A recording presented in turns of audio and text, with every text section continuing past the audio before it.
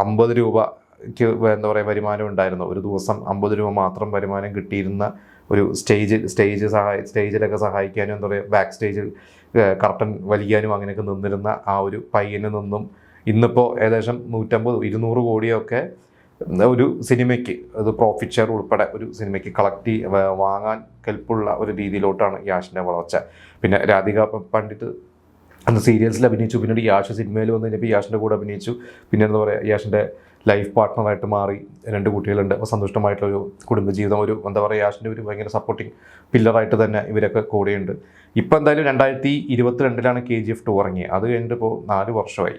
യാഷിൻ്റെ ഒരു സിനിമ ഇനിയാണ് ഇപ്പോൾ ഇറങ്ങാൻ പോകുന്നത്. അത് ടോക്സിക് എന്ന് പറഞ്ഞ സിനിമ, ഗീതു മോഹൻദാസ് ഡയറക്റ്റ് ചെയ്യുന്ന സിനിമ. അതൊരു വലിയൊരു സിനിമ തന്നെയായിരിക്കും. ഇപ്പോൾ KGF 2 അപ്പുറത്തോട്ടൊരു സിനിമ, അതിൻ്റെ മുകളിലോട്ടൊരു സിനിമ ചെയ്താൽ യാഷിനി ഇനി അങ്ങോട്ട് അടുത്തൊരു സ്റ്റെപ്പിലോട്ടൊക്കെ ശരിക്കും പോലും അത് കുറച്ചും കൂടി ഒരു താരമൂല്യം എപ്പോഴും കൂട്ടാൻ പറ്റുള്ളൂ. അപ്പോൾ ടോക്സിക് നമുക്കറിയില്ല എത്രത്തിലുള്ള ഒരു സിനിമയാണെന്ന്. അപ്പോൾ അതിൻ്റെ ഓരോ അപ്ഡേറ്റ്സ് ഓരോ ദിവസം നമ്മൾ കണ്ടുകൊണ്ടിരിക്കുന്നുണ്ട്. പിന്നെ രാമായണം സിനിമ, അതിൽ രൺബീറും സായി പല്ലവിയാണ് രാമനും സീതയായിട്ട്. അതിൽ രാവണൻ്റെ വേഷം ചെയ്യുന്നത് യാഷാണ്. ഇപ്പോൾ അതിൻ്റെ ഷൂട്ടിംഗ് ഒക്കെ തുടങ്ങിയിരുന്നു. എന്തായാലും ഇപ്പോൾ ടോക്സിക്കാണ് ആദ്യം ഇറങ്ങുന്നത്.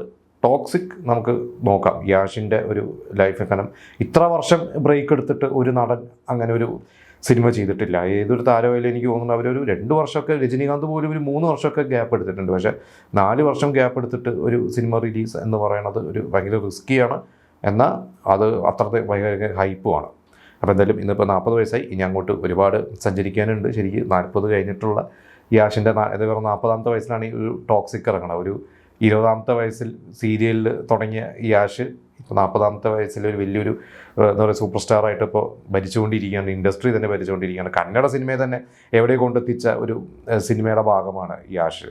അപ്പോൾ നമുക്ക് ടോക്സിക് കണ്ടിട്ട് നമുക്കിനി ആ ഒരു സിനിമയെക്കുറിച്ച് നമുക്ക് ചർച്ച ചെയ്യാം. യാഷിൻ്റെ പഴയ സിനിമകളും ഈ പറഞ്ഞ സീരിയൽസൊക്കെ നിങ്ങൾ ആരെങ്കിലുമൊക്കെ കണ്ടിട്ടുണ്ടെങ്കിൽ, പ്രത്യേകിച്ച് ഒരു 2008-2009 കാലഘട്ടങ്ങളൊക്കെ ബാംഗ്ലൂരൊക്കെ ആ സമയത്ത് പഠിച്ചിരുന്നവരോ ജോലി ചെയ്തിരുന്നവരൊക്കെ ആയിരിക്കാം കൂടുതലന്ന് തിയേറ്റേഴ്സിലും കണ്ടിരിക്കുന്നത് നമ്മൾ മലയാളികൾ.